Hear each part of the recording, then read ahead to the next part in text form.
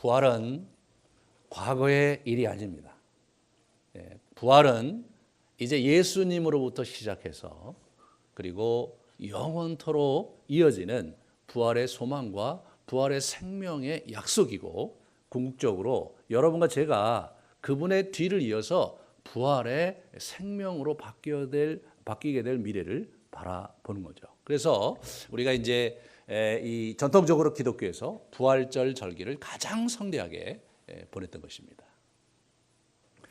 우리가 이제 이 신약 성경을 보다 보면 복음서에서 보시면요, 예수님께서 복음을 선포하셨는데 가까웠다, 천국이 가까웠느니라. 그러면서 하나님의 나라가 가까웠다, 회개하라, 하나님의 나라가 가까웠다라고 얘기하는 하나님 나라의 복음을 전하셨어요. 하나님 나라의 복음을 전하셨어요.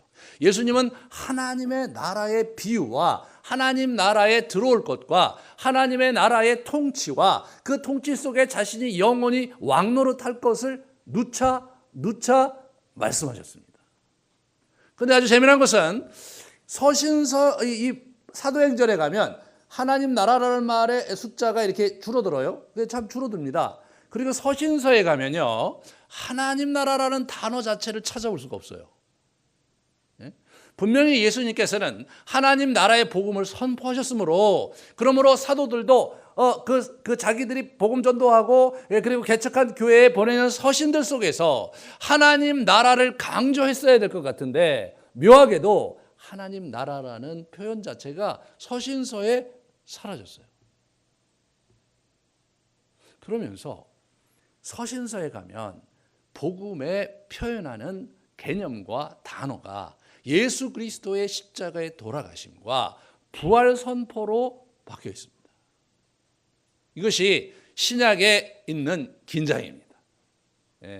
그래서 우리가 이 예수님이 전하신 하나님 나라의 복음 선포와 우리 사도들이 전한 그 죽으심과 부활에 대한 복음 선포가 어떻게 연속성이 되는가를 잘 이해하여야, 그래야 비로소 예수님의 메시지가 오늘날 저와 여러분에게 어떤 의미가 있는지를 잘 우리가 이해할 수가 있는데, 그 중에 이제 굉장히 중요한 그 연결고리는 부활입니다. 부활의 의미를 우리 서신서에서 사도들이 어떻게 재해석하고 그것을 어떻게 그들이 신봉하고 살았는지를 잘 봐야 기독교의 이 복음의 진수를 우리가 맛볼 수가 있는 것입니다. 우리 오늘 로마서 본문을 먼저 같이 우리가 생각해 보려고 합니다. 로마서 본문을 보면 6장에 이게 나오죠. 무릇 그리스도 예수와 합하여 세례를 받은 우리는 그의 죽으심과 합하여 세례받은 줄을 알지 못하느냐라고 얘기하면서 뭔가 그 우리의 생명선에 변화가 있음을 얘기를 하고 있죠. 우리는 이 땅에 사실은 생명을 가지고 태어났던 것입니다. 그래서 우리 창세기 2장 7절을 같이 이렇게 보시면 이렇게 돼 있죠. 여호와 하나님이 땅의 흙으로 사람을 지으시고 생기를 그 코에 불어넣으시니 사람이 생명이 되니라. 사람이 생명이 된 거예요. 이 부분을 우리 세번역에 이렇게 번역을 했습니다. 생명의 기운을 불어넣으시니 사람이 생명체가 되었다. 사람이 영이 있는 생명체가 되었다. 그것이 성경에 인간을 창조했을 때 인간이 어떤 형태로 창조됐고 어떠한 특성을 가졌는지를 우리에게 보여주는 데 있어서 우리가 주목해야 될 상당히 중요한 초점입니다. 그러므로 우리가 짐승과 다른 것은 우리를 다 이렇게 흙으로 지으시고 난 연후에 하나님께서 우리에게 영을 불어넣으신 거예요. 영을 불어넣으심으로 말미암아서 우리가 영적인 존재가 되었습니다. 하나님의 형상을 본받은 영적인 존재가 된 것입니다. 그러므로서 우리가 이 땅을 영원히 사는 존재가 되었고요. 우리 짐승들은 나고 죽고 그렇게 지음받았지만 우리 인간은 영원히 사는 존재로 지음을 받았었습니다. 그런데 창세기 3장에 여러분과 제가 다 아는 악한 영이 우리 그 아담을 이제 유혹함으로 인해서 죄에 빠짐으로써 우리가 죽음이라는 운명을 겪게 된 것입니다. 이것이 인간의 이제 비극이죠. 인간이 정말 우리의 한계를 뛰어넘을 수 없는 굉장히 중요한 지점이 어떤 지점이냐면 바로 죽음이라는 지점입니다. 인간이 죽음을 극복할 수 있는가? 예. 인간은 죽음을 극복할 수가 없죠. 우리는 뭐 죽으면 그만 아니냐? 우리가 한 세상 잘 살다가 그리고 때 돼서 죽으면 그만이지. 뭘 죽음을 두려워할 필요가 있느냐? 이런 질문을 우리가 스스로 던질 수 있을지 모르지만 지난 수천 년의 역사 속에서 동서고금을 막론하고 인간이 영원히 살고 싶은 열망을 끊임없이 표출했던 것을 우리는 잘 알고 있습니다. 피라밋이 그들이 영원 불멸 사상을 상징화한 그러한 커다란 무덤이 피라밋으로 지금도 이집트 사막에 남아 있고, 우리 그 춘추 전국 시대 전체를 통틀어서 이제 패권을 거머쥔 진시황이 이제 그 자기의 영원한 자기의 그 생명을 보존하기 위해서 각처에 사람을 보내서, 그죠? 그래서 이제 여러 가지 약초를 먹다가 도저히 안 되고 엉뚱하게 수은을 먹으면 영생을 얻는다 그래서 수은을 먹어서 수은독으로 그 사람이 어처구니없이 죽었습니다. 그런데 그것이 그 사람의 한이 되어서 그 사람의 그 이 무덤을 그 안에 이 수은 바다를 만들어서 거기다가 그 안에서 이분이 지금도 아주 외롭게 지내고 계십니다. 그는 세상 전체를 소유했고 세상의 전체의 패권을 거머쥐고 당대의 전 세계 가장 강력한 군주였습니다. 그런데 그가 죽음을 극복하고 싶었다는 거죠.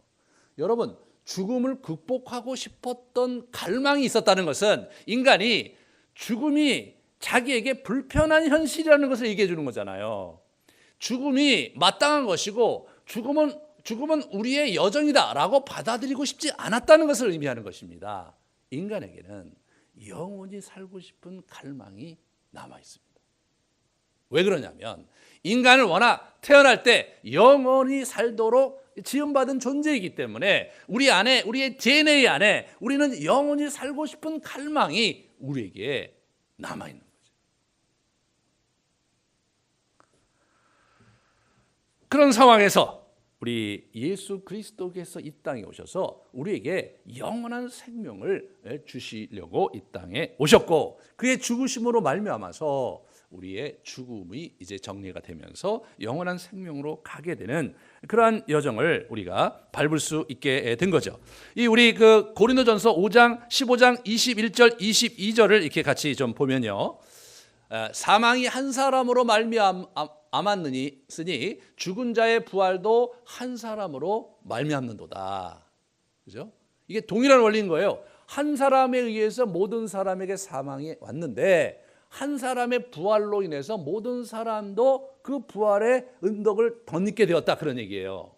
아담 안에서 모든 사람이 죽은 것 같이 예수 그리스도 안에서 두 번째 아담 안에서 모든 사람이 삶을 얻으리라. 얻으리라. 창세기 3장에 잃어버린 인간의 영속성을 예수님께서 단번에 십자가상에서 무너뜨리고 그리고 영원한 길을 여신 것입니다. 그것이 기독교의 아주 특별하고도 그리고 아주 분명한 죽음을 극복한 그런 여정에 대한 교리입니다. 예수님께서 이 땅에 오셔서 여러분과 저에게 영원한 생명을 주셨습니다. 그리고 본인이 잃어버렸던 통치권을 회복하셨죠. 그래서 고린도전서 15장 25절에서 26절에 이렇게 나와 있습니다. 그가 모든 원수를 그 발 아래 둘 때까지 반드시 왕노를 하시리니 맨 나중에 멸망받을 원수는 사망이니라. 우리가 잃어버렸던 그 영원한 생명, 우리 사망으로 인해서 우리의 영속성을 이렇게 제한받았던 그 사망이 마지막에 패퇴될 것이라는 거예요. 예수님께서 십자가에 죽으시고 부활하심으로써 인간의 숙명인 사막을 깨뜨려 버린 것입니다. 그렇기 때문에 예수 그리스도의 십자가의 죽으심과 부활이 여러분과 저에게 의미가 있는 거죠. 단순히 과거의 사건으로서 예수님께서 돌아가시고 부활하심으로 해서 여러분과 제가 구원을 얻었고 그죠? 구원을 얻었고 영원한 생명을 얻었다. 그래서 우리가 천국 간다. 이런 정도의 이야기가 아니라 근본적으로 판을 바꾸고 근본적으로 여러분과 저가 완전히 다른 형태로 우리의 영원한 생명을 보존할 수 있게 되었다. 그런 얘기입니다. 구체적으로 그 과정을 우리 로마서 5장 3절, 6장 3절과 4절에 이렇게 나와 있어요. 무릇 그리스도 예수와 함께 합하여 세례를 받은 우리는, 그죠?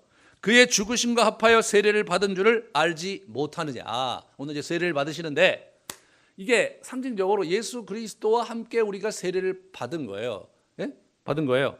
우리가 그 함께 세례를 받았다, 합하여. 다시 말해서 예수님과 우리와 이게 생명이 하나가 된 거예요. 이게 연합하게 된 거예요. 그러므로 우리가 그의 죽으심과 합하여 세례를 받음으로 그와 함께 장사되었다. 그러므로 우리가 그의 살리심과 합하여 다시 새 생명을 얻게 될 것이다. 그런 얘기를 하는 겁니다. 여기서 우리가 조심해야 될 건 뭐냐면 우리가 그리스도와 합하여 새로운 생명이 된 것이 우리의 영이 죽음 가운데서 회복이 되어서 우리가 영원히 살게 되었다까지 얘기하는 게 아닙니다, 여러분. 예? 우리는 본연의 인간으로 완전히 회복하게 되었다는 것을 의미하는 겁니다. 인간은요, 살코기가 있는 게 인간입니다. 그죠? 죽으면 죽은 자를 인간이라고 하지 않습니다. 예. 죽은 자를 인간이라고 하지 않아요. 인간은 몸을 가진 자가 인간입니다. 예수님께서 이 땅에 오셔서 우리의 죄를 사해 주시고 영원한 멸망에서 죽음에서 우리를 구원하셨는데 우리의 영을 구원하셨다. 여기에서 그래서 우리의 영이 하늘나라에 가서 천국에 가서 영원히 산다. 이런 얘기를 하고 있는 것이 아닙니다. 우리가 천국에 가서 우리가 영으로서 영으로서만 존재하고 영원히 그렇게 한다면 천국에 갔는데 여러분 어떻게 됩니까? 안 보이잖아요. 아무도 안 보이잖아요. 네? 네. 그러면 혹시 이재천 목사님 오셨나? 네, 그래서 이재천 목사님 혹시 오셨어요? 아니 무슨 말이냐 내가 목사인데 여기 안 오겠냐? 아이 근데 내 주변에 있는 목사님들이 더러 못 오신 분이 있어서요. 아유 그 김지사는 왔나? 김지사가 왜 못 오겠어요? 근데 안 보여. 안 보여요? 그러면서 우리가 서로 더듬으면서 막 목소리를 확인하면서 우리 성도 중에 다 왔나? 야, 아무개는 왔냐? 못 왔냐? 뭐 이런 식으로 어줍지 않게 존재하는 거를 우리는 기쁨이라고 얘기한 것도 아니고 그런 세계가 우리의 천국이라고 성경은 더더욱 얘기하는 게 아닙니다, 여러분. 네. 동양의 어떤 종교처럼 완전히 이 세상의 그 굴레, 그 뭡니까 영속의 굴레, 그런 굴레를 끊고 말해요. 그러면서 정말 무라일체가 돼서 영원한 그 삼라만상의 실존으로, 그래서 내가 귀의하는 거, 자연에 귀의하는 거.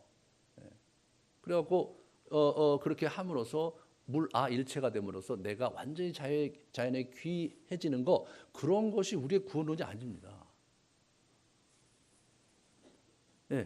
그렇게 윤회를 계속 돌면서 그 윤회 바퀴에서 헤어나지 못하고 그렇게 그러다가 그냥 어떻게 하다가 짐승으로 태어나고 어떻게 하다가 인간으로 태어나고 또 어떻게 하다가 또 정말 득도를 해서 그래서 그 깨우침을 얻어갖고 드디어 이 인간 세상의 굴레를 타파하고 영원한 존재로 내가 가는데 그 영원한 존재와 내가 무라일체 하나가 됨으로써 내가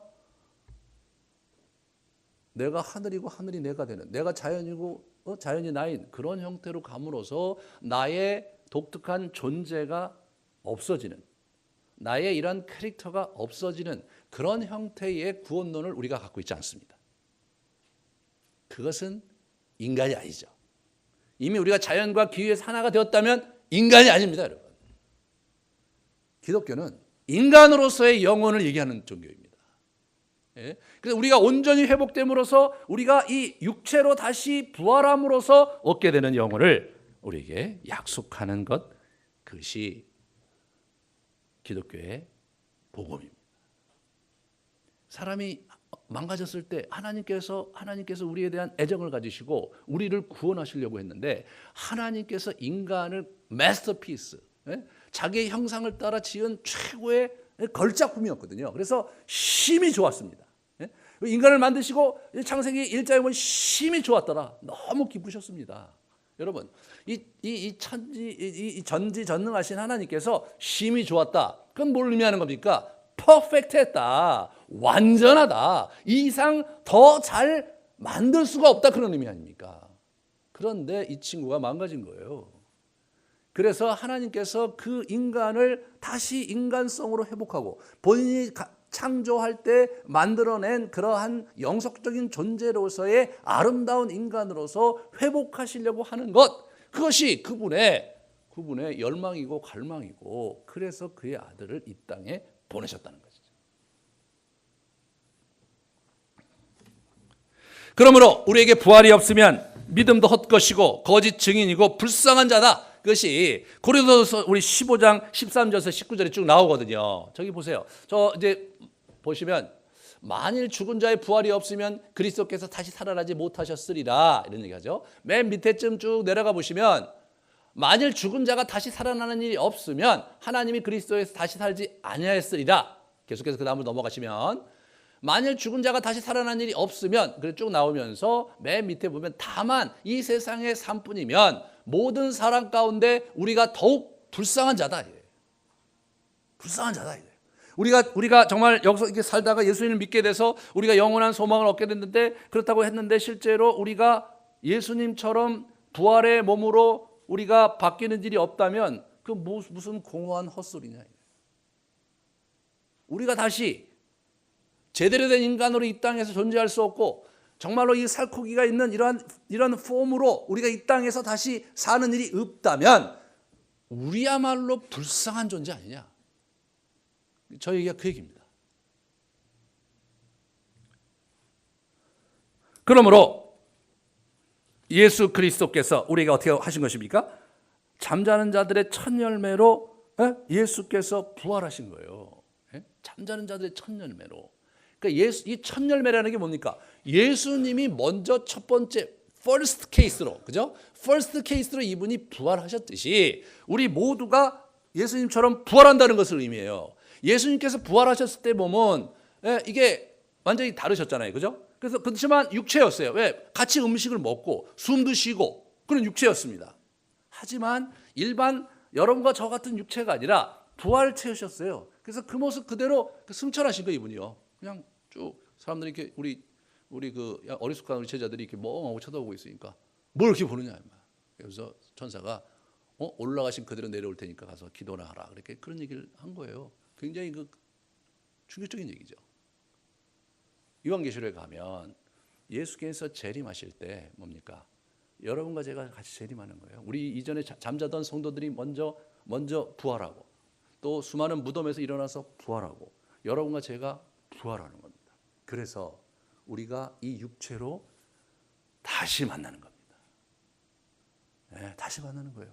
그러니까 여러분과 저와 이 모습으로 만나는데 훨씬 더 아름다운 모습으로 만나는 거죠. 그렇죠? 그래서 스트레스 받아서 찐 살들도 다 없어지고, 머리카락도 다 원래 모습대로 나오고, 워낙 하나님께서 우리 DNA에 우리를 포메이션 했을 때 그 모습 그대로 아주 온전한 모습으로 우리가 다시 만날 그날이 있는 것을 소망하는 종교, 그것이 기독교입니다. 그렇기 때문에 부활이 우리의 소망인 거죠. 그렇기 때문에 우리가 예수님이 좋은 겁니다.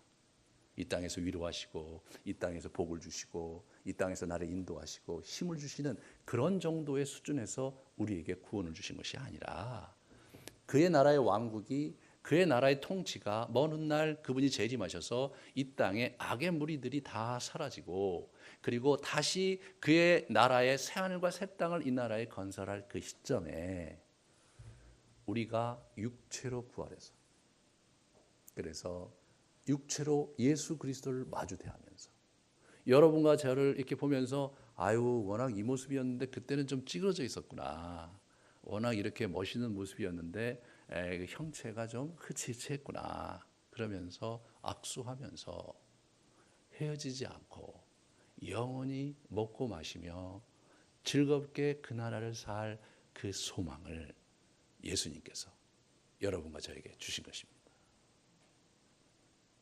그것이 부활의 소망인 거예요. 예수 그리스도와 연합한 자의 축복인 것입니다. 그러므로 저와 여러분이 그 소망을 붙잡고 또 새롭게 힘을 얻고 이 땅의 어려움과 또 여러 가지 불편한 현실을 인내로 참아내며 걸어가시는 복된 여러분 되시기를 축원합니다. 우리 같이 기도하시겠습니다. 주께서 우리에게 부활의 그 소망을 주신 것을 감사하게 올려드리면서 새 힘을 우리에게 달라고 새로운 미래를 우리가 붙잡을 수 있게 해달라고 같이 우리 기도하시는 시간 갖겠습니다. 하나님, 우리의 본으로서 먼저 부활해 주시고 기꺼이 우리를 부활에 연합하도록 길을 열어주신 예수 그리스도께 감사를 드립니다. 지금 참으로 어려운 삶을 살 수도 있고 여러 가지 불편한 현실 속에 살고 있지만 그러나 당신의 나라가 이 땅에 다시 펼쳐질 그날에 우리가 소망을 갖고 기쁜 얼굴로 주님을 맞이하며 서로를 볼 그날을 소망하게 하시니 감사합니다. 부활이 늘 우리 가슴에 힘과 소망이 되게 해 주시옵소서. 예수님 이름으로 기도합니다.